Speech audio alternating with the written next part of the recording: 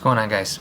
Junior's Fishing Company with a little nymph today. Now this nymph is going to be a little bit different color-wise than anything I've tied previously. So if you have been to the Junior's Fishing Company YouTube channel page, you see in the little description I made, it says from the land of 10,000 lakes. So I was, born and raised in Minnesota, and obviously naturally I'm a big Vikings fan, and we've had a pretty good year. And I don't know when this video is going to come out, but as it stands, I think in 2 days we play the Lions for week 18 it's a big game. I mean, home field advantage throughout the playoffs, stuff like that. I thought I would tie a little purple and gold nymph today. Now you could change these colors up into any scheme that you want. And I'm using actually a new material today that I just got a couple weeks ago, and I haven't found anything to use it for yet, but this is Peccary. I don't know if any people out there watching have ever used it. It's actually really cool. It's kind of like a substitute for peacock herl, and it's just a lot stronger and it's easier to wrap, in my opinion. But the colors today are purple and gold. I've got a 5/32 tungsten bead here in metallic purple. This is actually a size 10 clinking hammer. It's a big hook, and I'll show you at the end. I've got a couple smaller ones that I've been tying up, but unfortunately I couldn't get this 5/32 to fit on some of the size 14s I've been tying that I'll actually fish with. These size 10s are really big.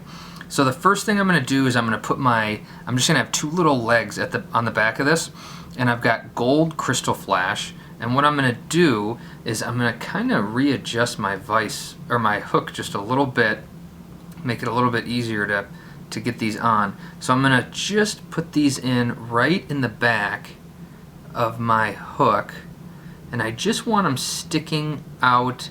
I'm really not going to care whether it's on the side or whether they flare out a little bit. It really won't matter too much to me.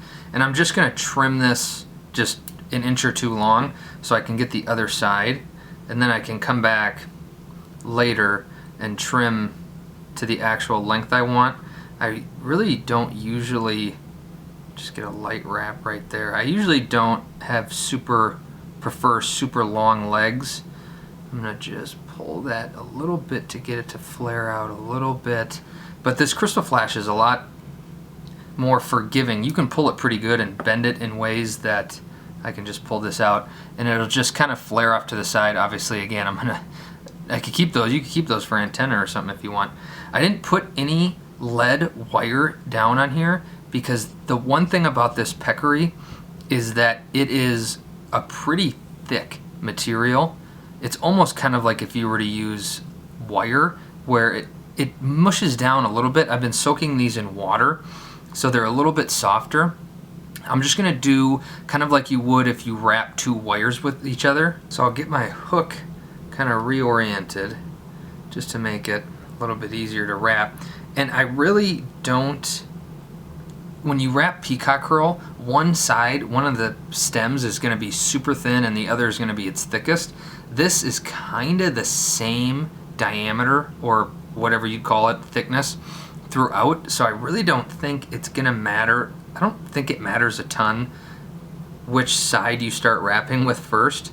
I'm just going to kind of push those right up against my bead. And the reason I'm going all the way up here is because I want this body to be even. And I have 70 denier, what is this, hopper yellow thread. I don't even have a purple thread. I have kind of like a wine, I think it's called. It's like a purple-ish color, and I just don't really have like a gold thread or anything like that. So this was the only thing I had that really wasn't 210 denier. I didn't want to use 210. So I'm just going to get that all the way back. I'm going to kind of keep it on the side. I don't care if it's yellow on top or purple on top. That doesn't matter to me. It's all going to kind of blend in anyway. I'm just going to bring that all the way back. I want to make sure that I can't see any thread from my previous wraps. And then I'm going to come back up. I'm going to uncord my thread, and I'm going to build just a little body here.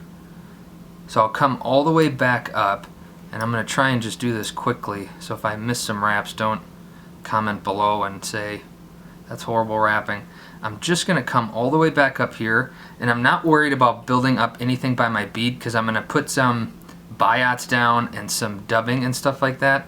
I just want to build up a little bit of a taper. I'm going to go about halfway down, and I'll come back up just to make, this is a really long hook, and I don't want it to be all the exact same size, so you can see that's just a little bit, and then I'll go maybe a third of the way down or so, and then I can come back up, and then I'll be ready to wrap this peccary. So I'm going to grab my peccary, and again, these fibers, I think it's like there's a picture of like a pig on the package of this. So I'm guessing these are some sort of hair that the pig or whatever it's called has. So I can pull really tight. You'll see my hook going up and down with this. With a peacock quill, you have to be really delicate. I would not be reaming on this as hard, but you can pull this really hard and not have to worry. And this was soaking in water. I think that might even strengthen it a little bit. Can't remember. And I'm just going to come all the way up here, and I'll tie this off. You just got to be careful here. The first one I tied, I don't break my thread often, but I wanted to make sure I'm really pinching really hard. I'm pulling really hard on this peccary because I want to keep it tight, but you don't want to over tighten it on your thread, otherwise that 70 denier is strong for its diameter, but it's not invincible. So I'm just going to get, maybe I'll get some good scissors, and I'm just going to get that trimmed off as close as I can. I can just throw the rest away. Now before I put anything by my bead, I'm going to put down just a little bit just to kind of give it some gloss. This is just bone dry. I'm not trying to necessarily add more body to this, so I'm just going to kind of spread it evenly. It's just to add it, kind of just like with peacock, it makes it just kind of pop a little bit more. So I'm just going to put a little bit of that on, and then I'm going to just grab a bodkin, and I can just move this around. This stuff is really thin, so if you let it sit, it's going to just slide to the bottom, and then it will build a body if you aren't careful. And I'll just kind of keep that moving while I get my light. I'm just going to kind of zap that a little bit, and this makes it just, I mean, it adds a little bit of durability, but these fibers are really strong. I mean, I really don't foresee any of these breaking off anytime soon. So now I've got two different color biots. Unfortunately, the only purple biots I had were turkey, and so these aren't necessarily the ideal ones to use, but you have to use what you have. And then I've got some Goose Biots. These are tannish yellow, but I just put a little bit of yellow permanent marker, and then I just set it out and let it dry for a little bit. Before I do that, I want to add just a little bit of dubbing behind to let where those biots are going to sit. So I've blended just a couple colors of dubbing. I've got Hares Mask. This is Nature's Spirit Hares Mask dubbing. This is just purple. And then I've got two golds that I've kind of blended together, Squirrel and Hares dub, and I kind of just pinched them all together and made just a little bird's nest of stuff. I'm just going to put a tiny bit of dubbing down before I put these biots down, and it's just for them to have a little bit to rest on. I kind of want to make sure that this dubbing stays really thin. I don't want to overdo it right here, so I'll just put a little bit of dubbing right there, and I'm going to end up wrapping on some of this dubbing too, where I put my biots. I'm going to put my purple ones down first, and then I'm going to put down my yellow ones right on top. And so now I can add my turkey biots. I'm going to put these in about as long as my hook shank, pretty much right until where my crystal flash starts, and I can just get that down with a couple tight wraps, and I'll do my other one, and it'll be just the same thing. Just gonna make sure you can kind of just put this one in and then just do a light wrap or two, and then you can pull or tease it however you're gonna need to this way instead of just trying to retie it. So it's a little more flare than the other one, but that's fine, because if I push up on this biot, it's going to flare a little bit more. So the flare isn't really what I'm worried about. I just want them to be evenly spaced. And you know, it doesn't have to be absolutely perfect. I'm not going to sit here for 10 minutes and try and get that all figured out.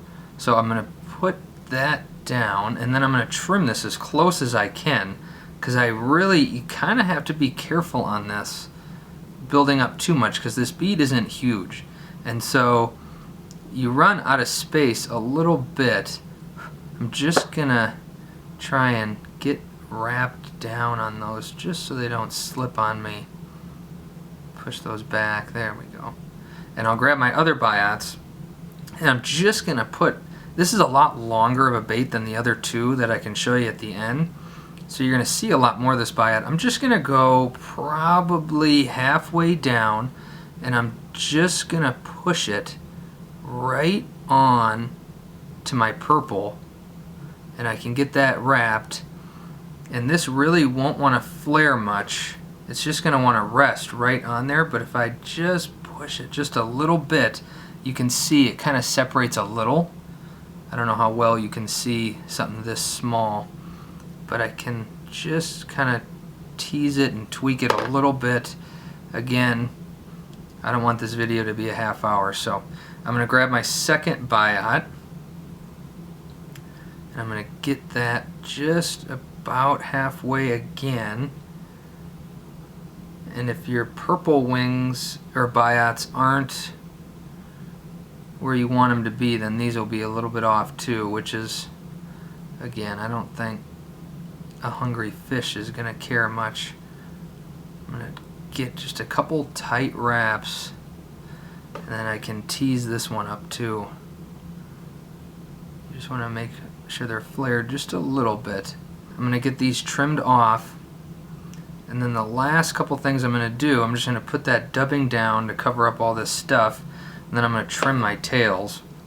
So I want to just do a tight dubbing loop here. I don't want it super loose on me, and I can always add more. I don't want to have to unwrap this and take it off. I don't think this is going to quite be enough. I might have to add a little bit more. I'll start at the back. That might actually be good. Well, I'll just do a tiny bit more. Just a little. So this dubbing's got some flash in it. I don't know. I think it's the Hares ear dub gold that's got just a little bit of flash in it, which is kind of nice, because I was going to blend a little bit of like SLF or something like that in there. I just want to get right behind my bead. And then I don't want to do too many wraps. I'm going to get that whip finished off before I build up any of that yellow thread right behind my bead, because I don't want any of this thread to show, which is kind of funny because I spend all that time getting the perfect thread color, and you're not even going to be able to see it. Could have probably just used red or something. And I can kind of just trim this up a little. I'm not going to spend too much time trimming this, because I do like if it's a little more buggy. I'm not necessarily going to use this jig. You could, for sure. I might just give this to my dad or my brother or a friend or something like that. I got a couple friends who are much bigger Vikings fans than I am. I'm a fan. I'm not huge, but too busy tying and fishing. So really for these legs, I mean, you can trim them as tight as you want. I mean, just for the video's sake, I'm just going to push these up, and I'm going to trim right by my bead. They're going to be really long legs. I'm going to just bring it right up there. You got to be really careful with this crystal flash. If you pull too hard, the spiral kind of comes undone. So you really have to be kind of careful. It looks like this one's a little bit longer. So it's definitely a lot longer than I would probably prefer. I might end up trimming it a little bit more, but a purple and gold nymph, I don't know what you'd want to call this, but there's a ton of different colors of peccary. I think I got these at Spawn Fly Fish. I think I got olive and natural too. And so, I mean, I could see wrapping in olive with different greens and blacks and stuff like that. A couple, maybe a light brown or something. I mean, this could be a pretty cool pattern if I didn't have football on my mind. Now, I've tied a couple other ones.